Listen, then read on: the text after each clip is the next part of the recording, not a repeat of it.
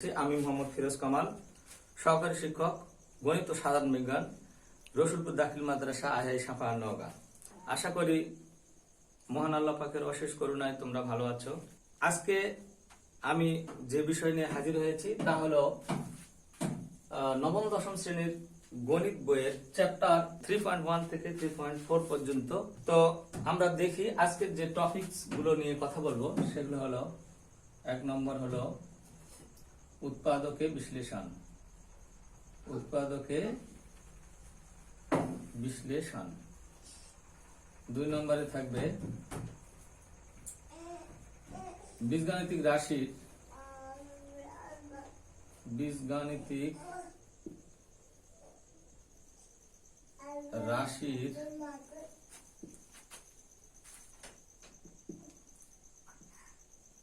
মান নির্ণয়। এ সম্পর্কে আজকে আমরা কথাবার্তা বলবো। শুরুতেই আমরা যে এই উৎপাদকে বিশ্লেষণ করতে যাচ্ছি তার আগে আমরা সংখ্যাগুলো সম্পর্কে কথা বলে দেখি।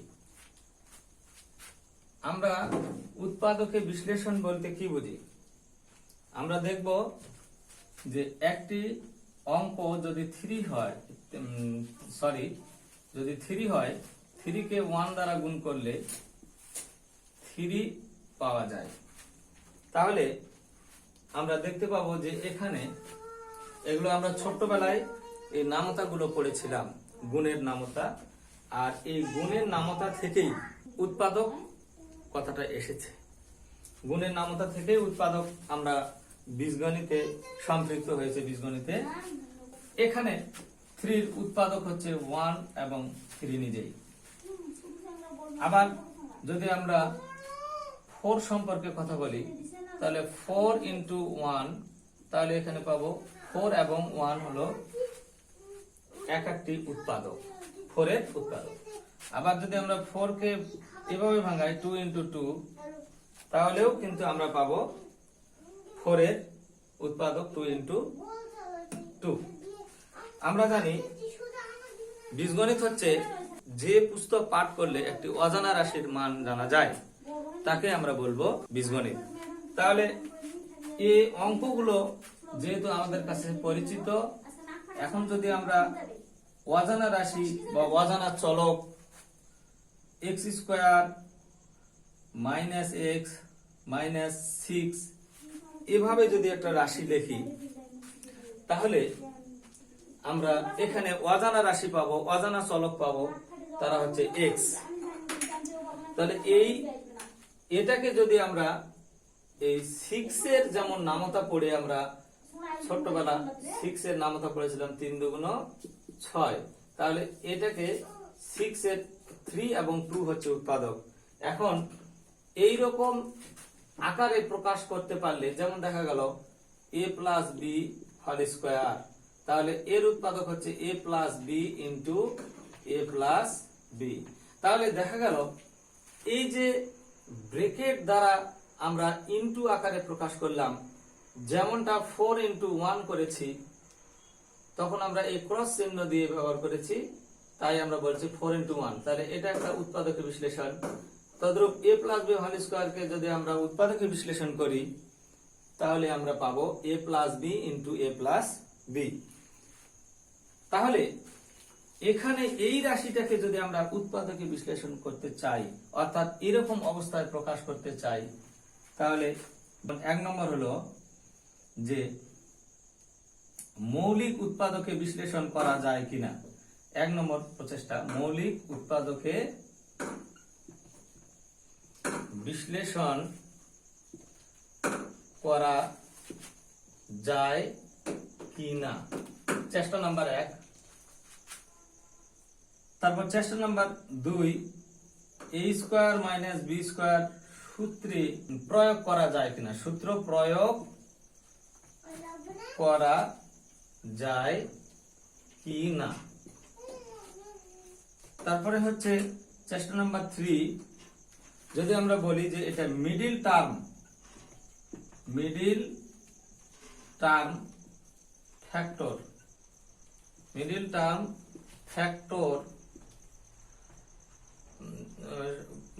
প্রয়োগ করা যায় কিনা, প্রয়োগ করা যায় কিনা।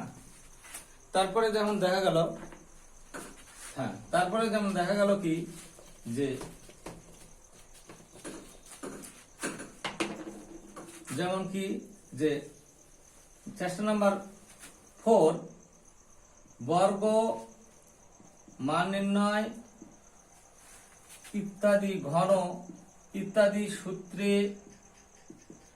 ফেলার পর, সূত্র প্রয়োগ করার পর, সূত্র প্রয়োগ করার পর a square minus b square সূত্রে ফেলা যায় কিনা, যায় কি না। তারপরে চেষ্টা নাম্বার 5, পরিশেষে আমরা রিমাইন্ডার ফ্যাক্টর তথা ভাগশেষ উপপাদ্য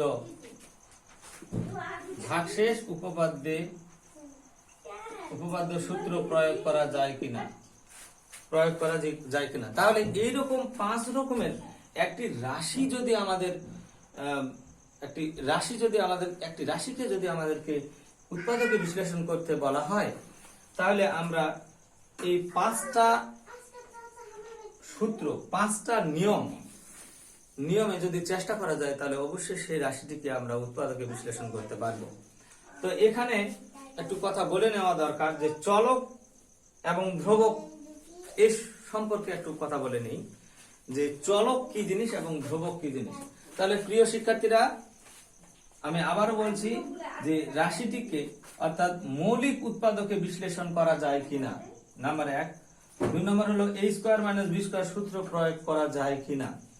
তারপরে কি 3 নম্বরে আমরা চেষ্টা করব মিডল টার্ম ফ্যাক্টর, এই সূত্র প্রয়োগ করা যায় কিনা, মিডল টার্ম ফ্যাক্টরের যে নিয়ম কানুন এই প্রয়োগ করা যায় কিনা। তারপরে কি বর্গ মান ঘন ইত্যাদি সূত্র প্রয়োগ করার পর a square minus b square সূত্রে প্রয়োগ করা যায় কিনা। আবার পরিশেষে হলো রিমাইন্ডার ফ্যাক্টর অর্থাৎ ভাগশেষ উপপাদ্য সূত্র প্রয়োগ করে সমাধান করা যায় কিনা। এই 5 রকম চেষ্টা যদি আমরা করি, তাহলে আশা করা যায় যে কোনো একটা রাশিকে আমরা উৎপাদকে বিশ্লেষণ করতে পারবো, যদি সেটা উৎপাদকে বিশ্লেষণ করতে বলা হয়। আচ্ছা, তাহলে প্রিয় শিক্ষার্থীরা, এখন আমরা দেখব যে একটু চলক এবং ধ্রুবক সম্পর্কে কথা বলে আসি। চলক এবং ধ্রুবক আমরা দেখব কি চলক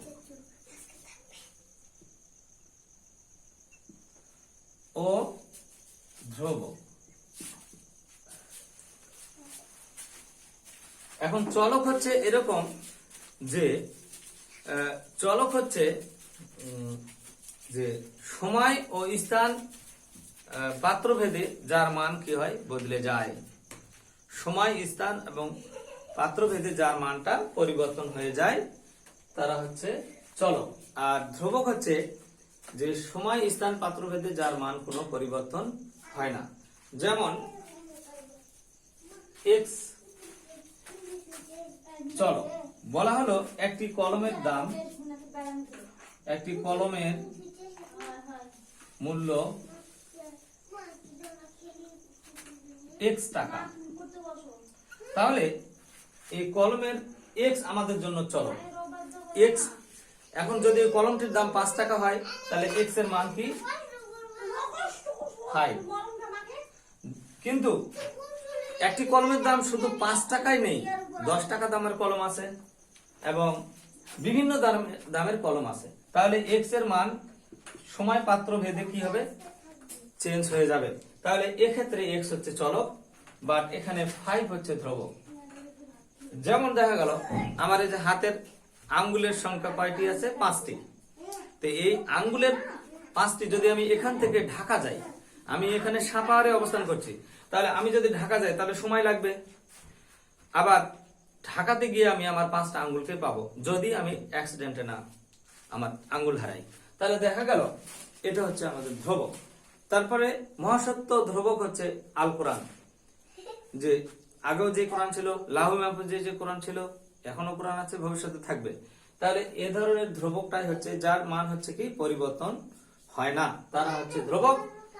আর যেগুলো হচ্ছে পরিবর্তন হয় সময়ের পরিবর্তনের সাপেক্ষে পরিবর্তন হয়, তাহলে তারা হচ্ছে চলক। তাহলে আমরা দেখব যে একটি রাশি, যেমন আমরা দেখব যে x square minus x minus 6, এই রাশিটাতে তারপরে দেখা গেল 4x স্কোয়ার মাইনাস 9, তারপর দেখা গেল যে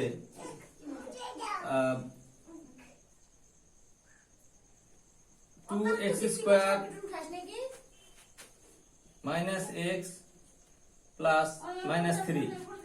এই রাশিগুলোকে যদি আমরা লক্ষ্য করে দেখি যে এদেরকে উৎপাদকে বিশ্লেষণ করা যায় কিনা, তাহলে আমরা বিভিন্ন রকম চেষ্টা করব। চেষ্টাগুলো কি কি? যে বর্গের সূত্রে ফেলা যায় কিনা, মান নির্ণয় প্রয়োগ করা যায় কিনা। যেমন দেখা গেল কি x পাওয়ার 4 প্লাস x স্কোয়ার প্লাস 1, এই রাশিগুলোকে যদি আমরা উৎপাদকে বিশ্লেষণ করি তাহলে আমাদেরকে সেই নিয়মগুলো পালন করতে হবে। তবে আমরা দেখবো কি এক ফার্স্টে কি করেছি, এটাকে মৌলিক উৎপাদকে বিশ্লেষণ করা যায় কিনা। তাহলে আমরা 6 নেব এবং এটাকে যদি আমরা উৎপাদকে বিশ্লেষণ করি তাহলে 3 দুগুণ 6। তাহলে এখানে পেলাম আমি কি 6 এর গুণনীয়ক গুলো পাচ্ছি আমরা কি 1 2 3 এবং 6 নিজেই। তাহলে এক্ষেত্রে আমরা দেখব যে 3 এবং 2, এই 3 এবং 2 দ্বারা গুণ করলেও 6 পাওয়া যায়। আর আমাদেরকে মিলাতে হবে কি যে মাঝখানে আমাদের আছে কি x, মাঝখানে রয়েছে আমাদের x। তাহলে আমরা এখানে পেলাম 3 ইন্টু 2।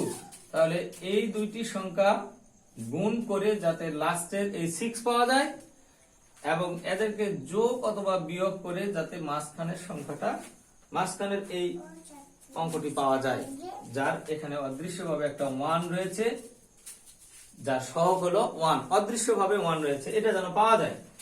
তাহলে 3 থেকে 2 যদি বিয়োগ করি আমি এই 1 পাবো। তাহলে এটা প্রথম সূত্রে পড়ে গেল। এখন আমি বলবো x square 3 minus 2 into x minus 6। আমরা লক্ষ্য করি প্রিয় শিক্ষার্থীরা, আমরা লক্ষ্য করব এখানে যে x এর যেহেতু 1 হলো, 1 কি সংখ্যা? 1 হলো অনন্য সংখ্যা। 1 কি সংখ্যা? 1 অনন্য সংখ্যা। কারণ এই 1 সবার সঙ্গে রয়েছে কিন্তু তিনি পবিত্র, অর্থাৎ x একে x। তাহলে এই 1 এখানেও ছিল। আবার যদি এভাবে দেখাই x একে x, তাহলে এখানে অদৃশ্যভাবে কি আছে? 1 রয়েছে, যেটা 3 থেকে 2 বাদ দিলে এখানে 1 পাওয়া যায়।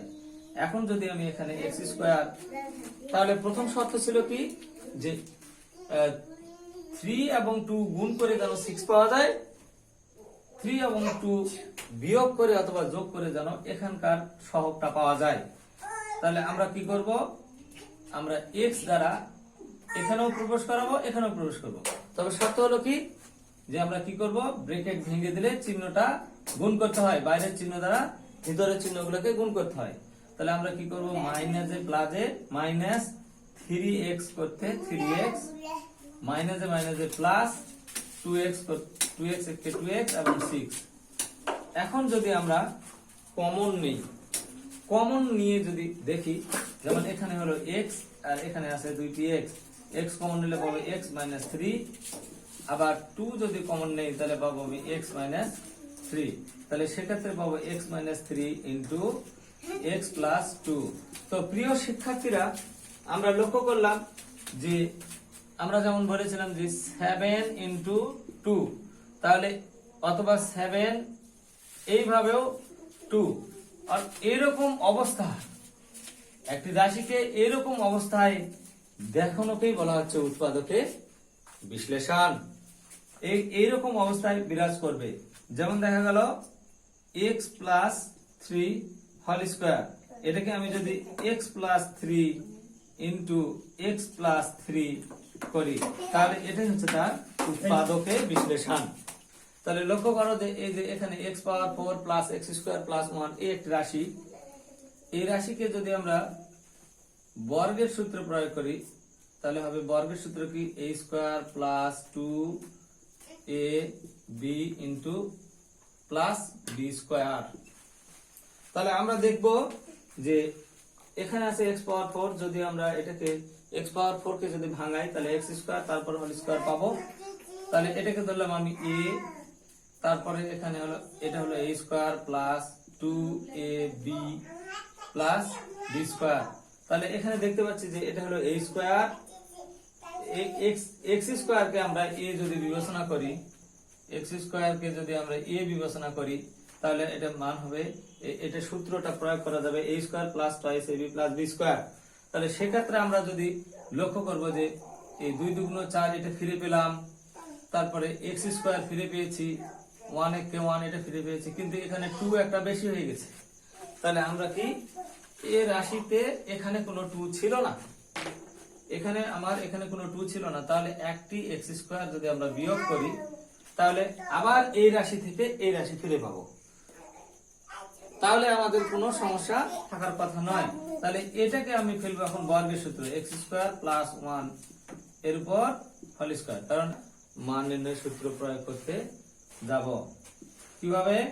এক্স স্কোয়ার প্লাস তারপর হোল স্কয়ার, তারপর বলবো আমি 8 এর উপর স্কয়ার। তাহলে কি হলো 28 64।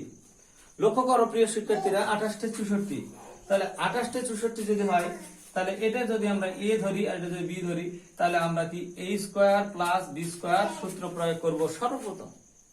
তাহলে হবে a plus b whole square minus 2ab। তাহলে আমরা কি করলাম, এটা একটা অনুসিদ্ধান্ত সূত্র প্রয়োগ করলাম, করার পর আমি a square minus b square সূত্রে প্রয়োগ করে উৎপাদকের বিশ্লেষণ করব।